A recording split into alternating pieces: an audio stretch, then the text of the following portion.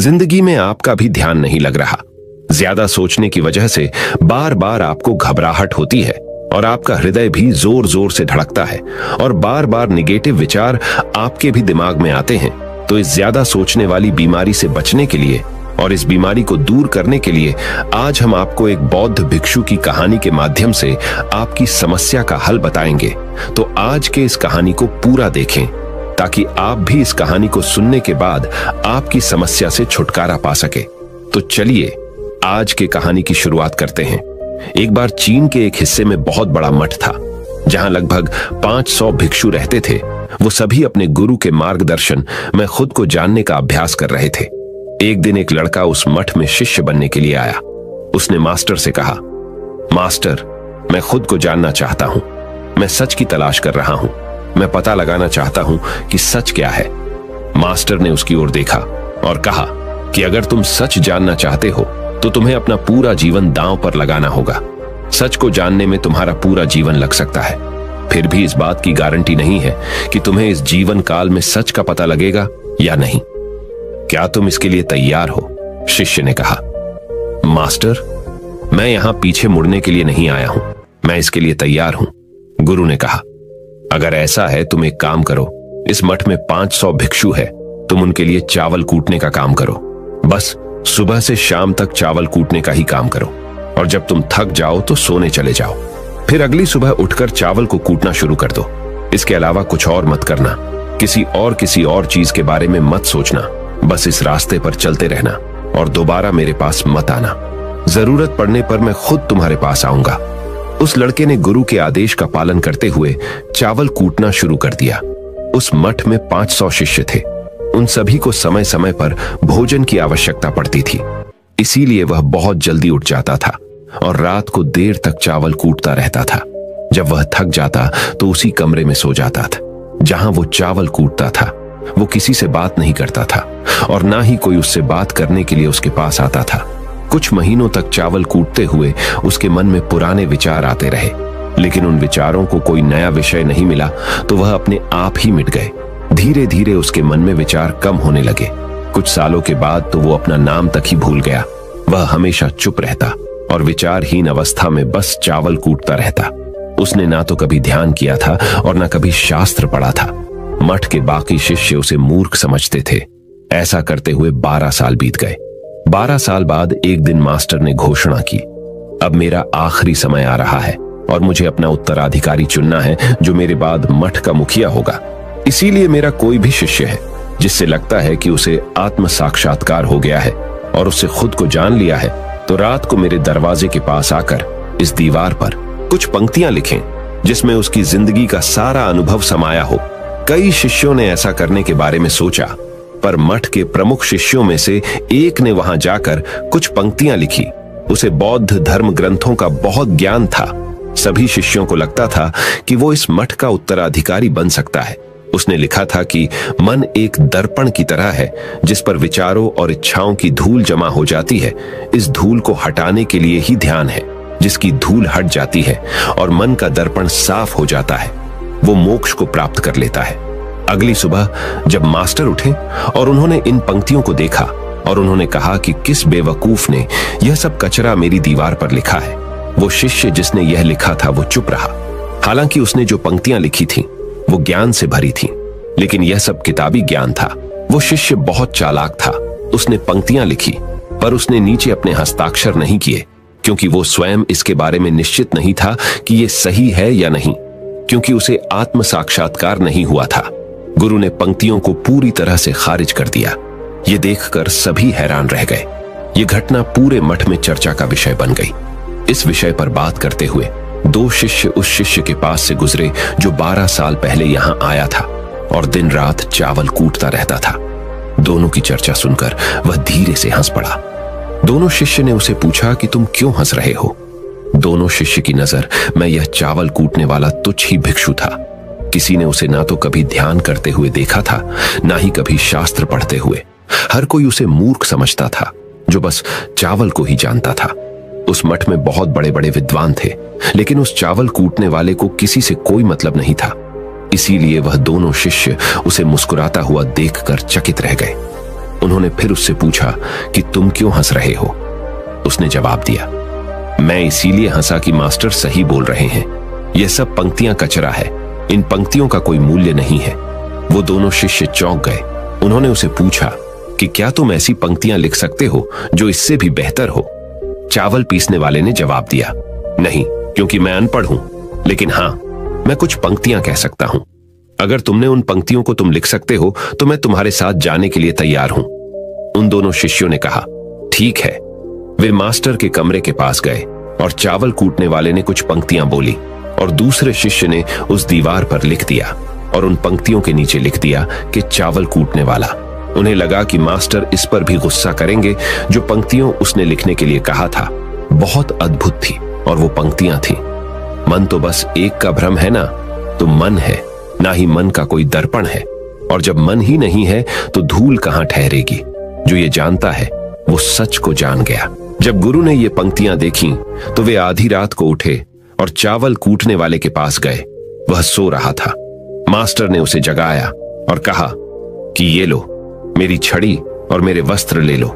आज से तुम मेरे उत्तराधिकारी हो, लेकिन इस मठ को छोड़कर कहीं दूर चले जाओ, क्योंकि इस मठ में बहुत सारे विद्वान हैं जो खुद को तुमसे ज्यादा श्रेष्ठ मानते हैं और वो तुम्हें मार देंगे। वो इस बात को बर्दाश्त नहीं कर सकते कि एक साधारण सा चावल कूटने वाला उनसे ज्यादा विद्वान निकला। तुम्हें वह सारा ज्ञान हो गया है जो मुझे है। तुम्हें यह सारा ज्ञान चावल कूटते कूटते हुआ है, और मुझे पता है कि तुम जहां भी जाओगे लोग तुम्हारे पास आने लगेंगे, क्योंकि जब कोई फूल खिलता है तो उसकी महक हर तरफ फैलने लगती है। उसने अपने गुरु के पैर छुए और रात को ही वहां से चला गया।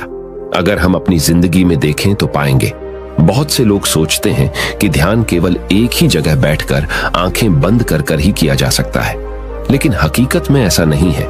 ध्यान तो चलते चलते भी किया जा सकता है, अपना कुछ काम करते हुए भी ध्यान किया जा सकता है। असल में ध्यान का मतलब यह है कि आप जो भी काम कर रहे हैं उसे अपनी शिद्दत से करें कि आपको आपके शरीर का ख्याल भी ना रहे। बिल्कुल उस चावल पीसने वाले की तरह जो चावल कूटने में इतना मग्न हो गया कि उसको खुद का कोई ख्याल ही नहीं रहा। उसने चावल कूटते हुए ही उसने आत्म साक्षात्कार प्राप्त कर लिया। हर समय वर्तमान में रहना और कुछ नहीं सोचना। मन तब तक ही है जब तक विचार है। जब विचार ही नहीं रहेंगे तो मन भी गायब हो जाएगा। जब मन ही नहीं रहेगा तभी तुम अपने आप को अच्छे से जान पाओगे। असल में हमें अपने वास्तविक रूप को जानने के लिए कोई अन्य साधना करने की आवश्यकता नहीं है। हम जो कुछ भी कर रहे हैं बस उसमें हमें पूरी तरह से खो जाने की जरूरत है। अपने काम में इस कदर से लीन हो जाओ कि आपका काम भी ध्यान बन जाए। ज्यादा सोचने वाले लोगों के लिए दूसरी रहस्यमयी कहानी अब हम आपको बताएंगे, तो चलिए कहानी की शुरुआत करते हैं। एक गांव में एक आदमी रहता था जो ताले तोड़ने के मामले में एक्सपर्ट था, यानी कि जहां कहीं भी ताले तोड़ने की बात आती थी या लॉक को खोलने की बात आती थी तो उसका नाम सबसे पहले लिया जाता था। एक दिन कुछ समझदार लोगों ने उसकी परीक्षा लेनी चाहिए और उसको बता दिया गया कि आपको इस जगह पर इस तारीख को आना है और ताले को तोड़ना है। जब वह समय के अनुसार तय दिनांक को वहां पहुंच गया तो उसको प्रतियोगिता के नियम समझा दिए गए। आपको एक बॉक्स में बिठा दिया जाएगा और उस बॉक्स को पानी में उतार दिया जाएगा। आपको ताला खोलकर बाहर आना होगा। इस बीच आपको लगता है कि लॉक आपसे नहीं खुल पाएगा तो आप इमरजेंसी बटन को दबा सकते हैं और ऊपर आ सकते हैं, लेकिन आप प्रतियोगिता में हार जाएंगे। उसने सभी नियमों की हां कर दी और पानी में चला गया। जैसे ही वह पानी में पहुंचा तो उसने जेब में से एक तार निकाला और लॉक को खोलने की कोशिश करने लगा।